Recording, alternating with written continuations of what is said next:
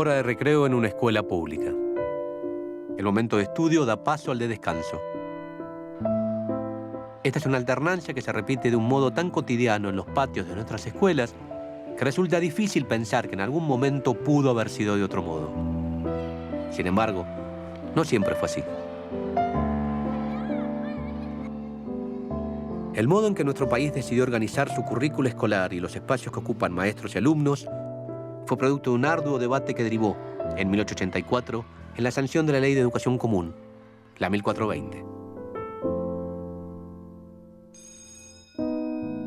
Esta ley, sancionada hace 130 años, ya no rige nuestro sistema escolar, pero la impronta que imprimió la educación de nuestro pueblo hoy sigue más vigente que nunca.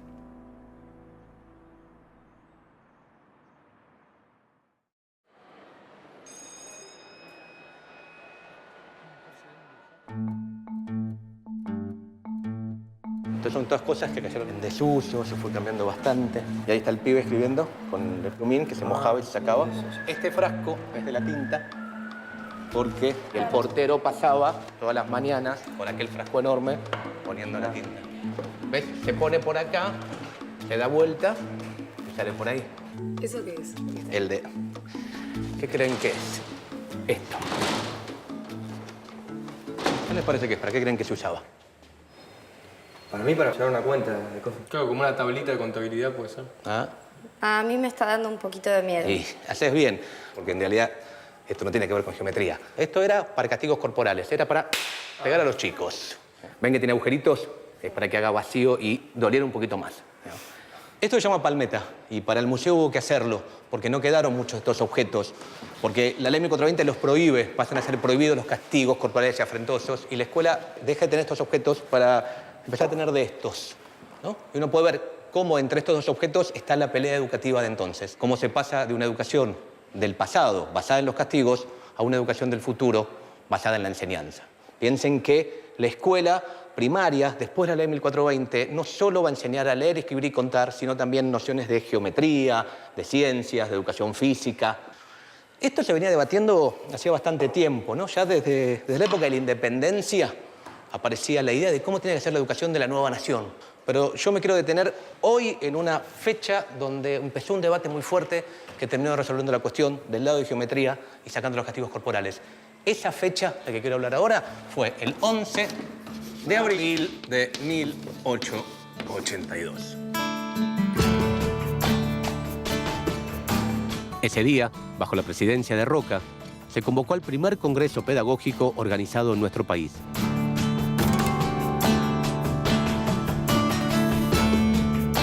Era un momento crucial en el que se discutió qué tipo de sistema educativo tendríamos los argentinos.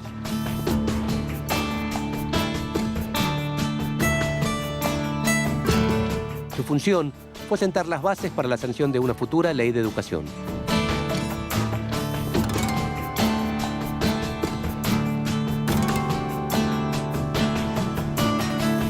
Este congreso se realizó en el marco de la Exposición Industrial, Agrícola y de Bellas Artes, justo acá, en Plaza Miserere.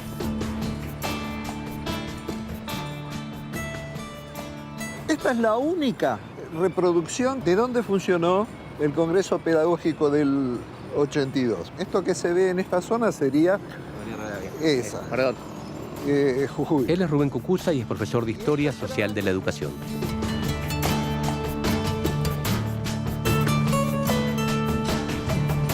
Además, dirigió el Museo de las Escuelas de la Universidad Nacional de Luján.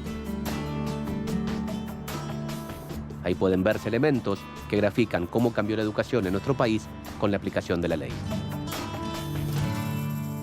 ¿Y por qué se hizo un congreso pedagógico en el 82? Roca tenía que hacerse cargo de las escuelas primarias porque en 1880 se capitaliza la ciudad de Buenos Aires.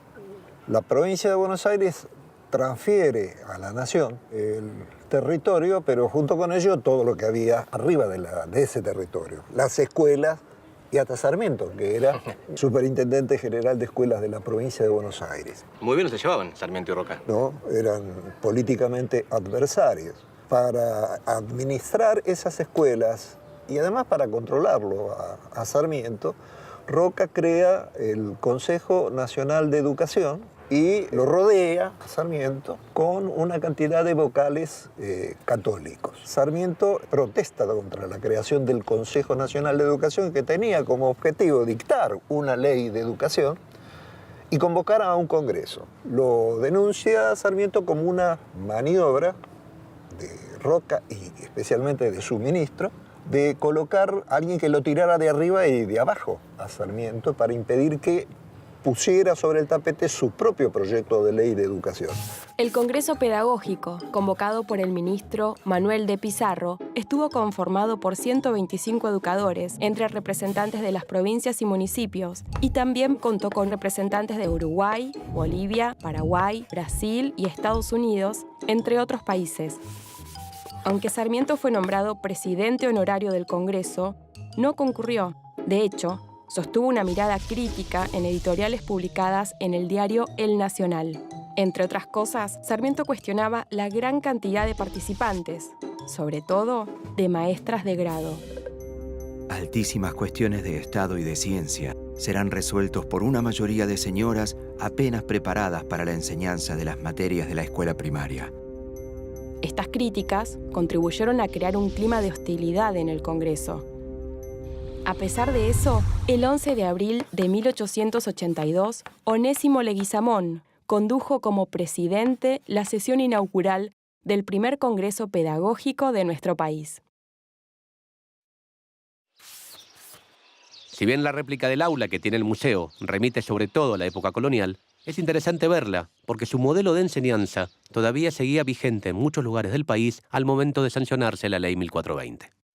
Acá no hay aula frontal, no hay pizarrón, no hay mobiliario, no hay hileras de pupitres típicos de las aulas de las escuelas normales de fines del siglo XIX, de las escuelas de la Ley 1420, porque la educación escolarizada se realizaba en forma particular. Un preceptor concurría a la casa de su alumno, salvo en aquellos lugares donde el aprendizaje de las primeras letras se realizaba en un convento o, en este caso, en un espacio cedido por el cabildo. En la medida en que esto era colectivo, si bien no había un mobiliario especial como el que hemos mencionado, algunos muebles encontramos. ¿Esto qué es? Estas son cajas de arena para escribir, porque el papel era muy escaso y muy caro. Entonces era mucho más barato hacerlo acá. La disciplina, que no era lo que se utiliza en nuestros días como un determinado orden en el espacio del aula. La disciplina era un látigo con varias colas que estaba colgada con un clavo, al punto que la amenaza previa al castigo era: os voy a descolgar las disciplinas. Es decir, descolgar las disciplinas significaba amenazar con que voy a azotaros. O sea que importaba mucho más el castigo que las cosas que les enseñaban. El castigo era muy importante. Lo que pasa es que las cosas que se enseñaban eran muy rudimentarias. Era leer, escribir, contar, cálculo y catecismo. No podemos hablar ni siquiera de escuela. Enseñanza de las primeras letras. Recién a fines del siglo XIX, ya en el periodo de la Ley 1420, comienzan a aparecer las lecciones de cosas con objetos y las distintas asignaturas.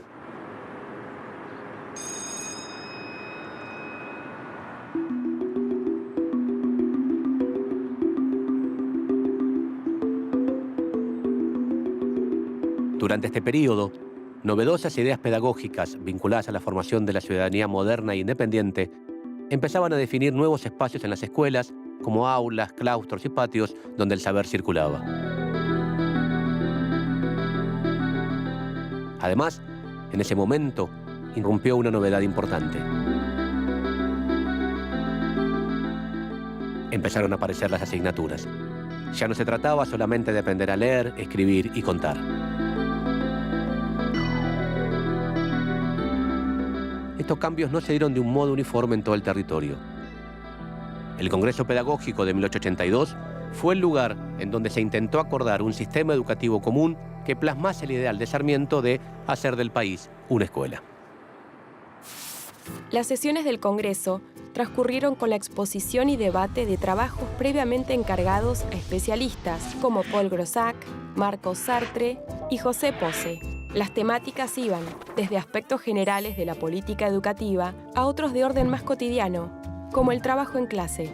En este sentido, se presentaron estrategias didácticas novedosas, como el método intuitivo o la práctica de tomar lección. Un inspector técnico recomendaba: lo primero es procurar que el niño comprenda la lección. Lo segundo es obligarle a recitar lo que ha retenido con la ayuda de un sencillo texto. Se discutió, por ejemplo, si el contenido curricular debía ser distinto y adecuarse a cada sector social, el lugar de residencia o el género, o si debía ser uno solo para toda la población. Finalmente, pudieron definirse las recomendaciones para la futura Ley de Educación Nacional. Esta tendría que ser común, obligatoria en su nivel primario, graduada, es decir, organizada en cursos o grados agrupados por edades, y gratuita. Si bien en estos puntos centrales se logró llegar a un consenso, se dio un debate en el cual no hubo acuerdo posible. Ese debate fue el de la laicidad, es decir, si se debía enseñar o no contenido religioso en clase. En torno a este tema, las diferencias entre católicos y liberales se tornaron irreconciliables. Generalmente se trata el tema del conflicto entre laicos y liberales como si estos fueran un bloque. El Congreso del Pedagógico del 82 trató muchísimos temas y no solo el problema de la religión, que era el único punto donde efectivamente los liberales se emblocaban contra los católicos y los católicos, que tampoco no eran un bloque homogéneo, se emblocaban contra los liberales. No obstante esto, las disputas entre liberales y católicos llevan a Roca en un determinado momento a pensar en la disolución del Congreso Pedagógico. Esta disputa entre sectores liberales y católicos se vivió intensamente entre los intelectuales de la época. Los católicos sostenían que una educación pública sin religión sería una educación atea que produciría la catástrofe moral en la población. Ellos creían que una escuela sin Dios bajaría el nivel de civilización del pueblo argentino. Los liberales, encabezados por el ministro de Justicia, Culto e Instrucción Pública, Eduardo Wilde, creían que la enseñanza de religión en las aulas significaría un retroceso. Nos hundiría en el atraso y la intolerancia, y ahuyentaría y excluiría a los extranjeros, y por consiguiente sería un factor negativo en relación al progreso de la joven nación que se pretendía consolidar.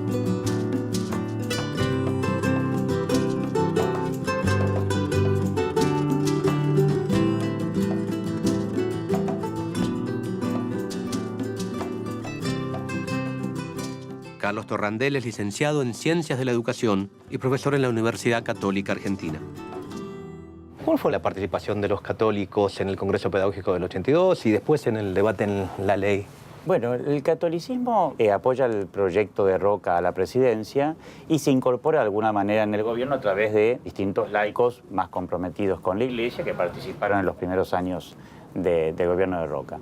En ese contexto hay un momento en el cual Roca toma la decisión de, en algunos temas, enfrentarse con las posiciones católicas, y uno de esos temas es precisamente el de la educación. ¿Y el motivo por el cual los católicos se retiran del Congreso Pedagógico del 82? El catolicismo se opone básicamente porque hasta ese momento no había sido claramente un tema de debate. Esto, para mí, y creo que puede probarse, es una operación ideológica de una élite determinada sobre el tema. No había una necesidad de debate sobre ese tema, a nuestro modo de ver, porque claramente había una optatividad en la elección de los padres sobre si querían que sus hijos fueran a la educación religiosa o no.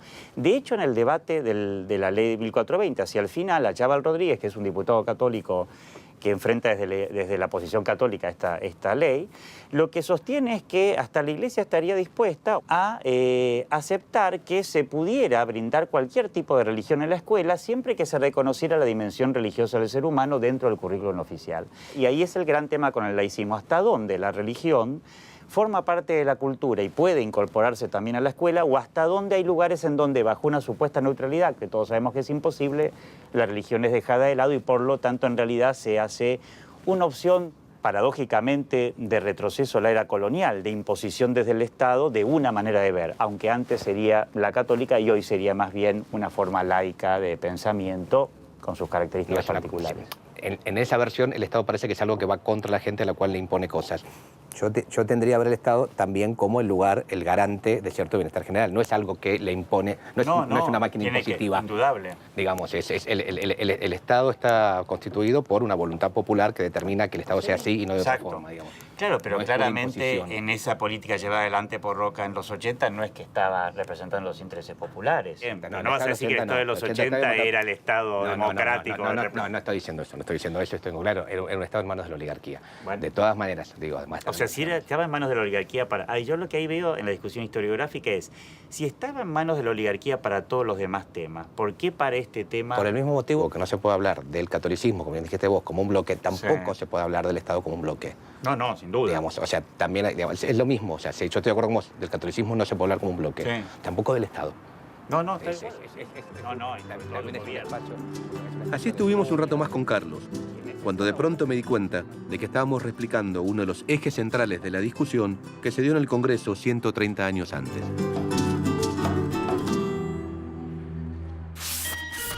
El debate en torno a la cuestión religiosa en las escuelas escondía fuertes tensiones en el seno de la clase dominante. El presidente Roca consideraba beneficioso que la educación fuera laica para establecer relaciones con otras naciones del mundo y a su vez incentivar la inmigración y fundar un país más tolerante que permitiera el libre pensamiento. Pero esto no se correspondía con los intereses de los sectores católicos más conservadores que participaban del Congreso Pedagógico. La no inclusión de la religión desató la furia de los partidarios de la Iglesia, como Juan Manuel Estrada, Adolfo Van Gelderen y Pedro Goyena, quienes decidieron abandonar el Congreso. Esto derivó en el retiro de 15 congresistas católicos que esperaban ser apoyados por otros participantes, en especial por las maestras mujeres. Pero las maestras presentes apoyaron su continuidad.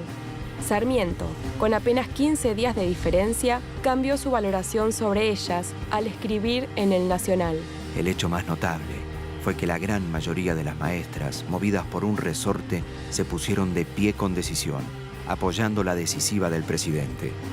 El Congreso, por mandato del Poder Ejecutivo, eliminó de sus debates la cuestión de la enseñanza laica y de la enseñanza religiosa y reunió las resoluciones aprobadas en un solo cuerpo de doctrina, con el nombre de Declaraciones. O sea que salió común, obligatoria, gratuita, graduada.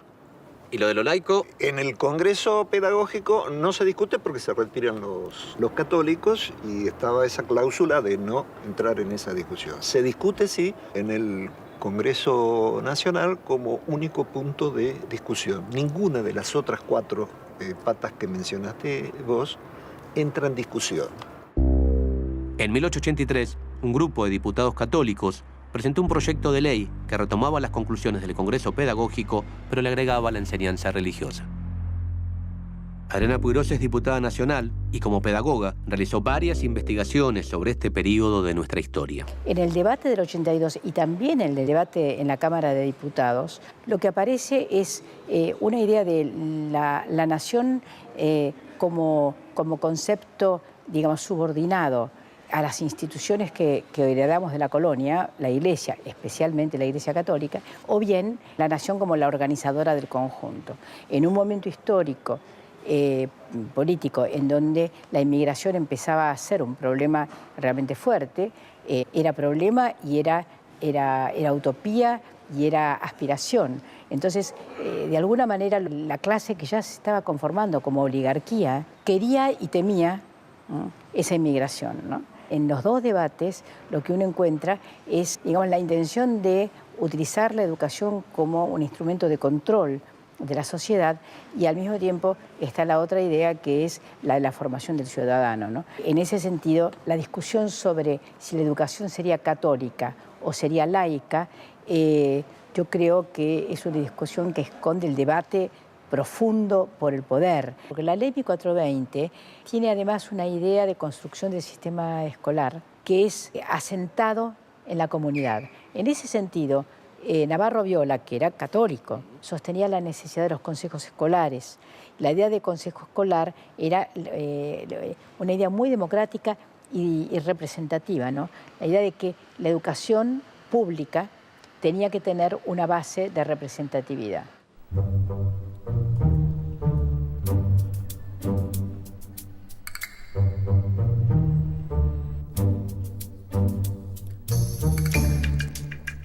De abril a junio, 1884. Buenísimo. Tengo una pregunta más. ¿La ley 1420 estará acá? No, acá no la tenemos. Ok, muchas gracias.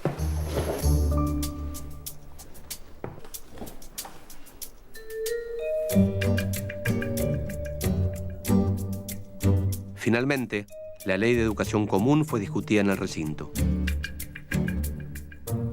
Como era de esperar, cuando llegó el momento de tratar el tema de la religión en la escuela, se dieron los mismos debates encendidos del Congreso Pedagógico. La Constitución argentina es tolerante. La escuela tiene que ser necesariamente tolerante.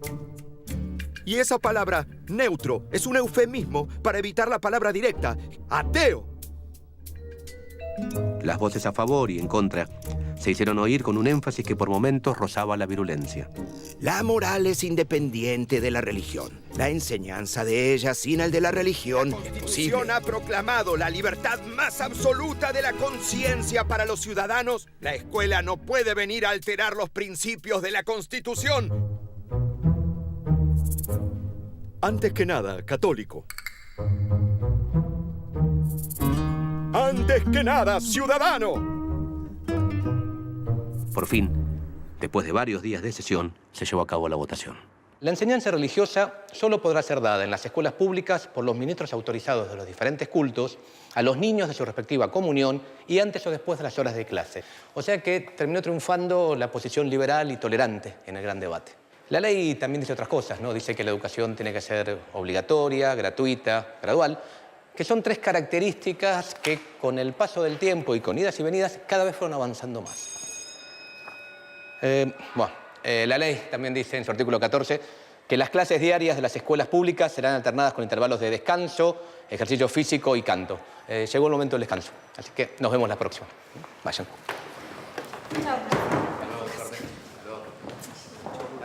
Nos vemos.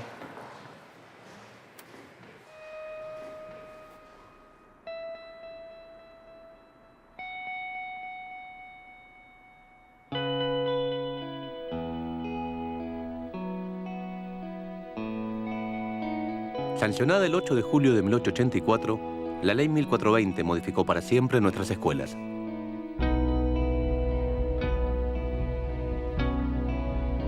Desde su estructura física hasta lo que iba a ser aprendido en sus aulas.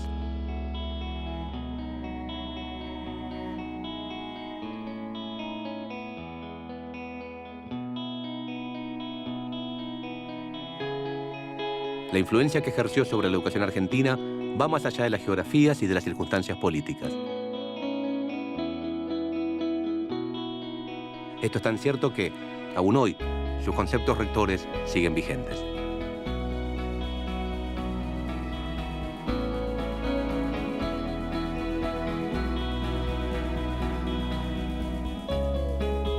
Hace más de un siglo surgió uno de los más extensos y lúcidos debates de la vida democrática argentina, que hizo posible que se dictara una ley de educación pública, común, obligatoria, gratuita, graduada y tolerante.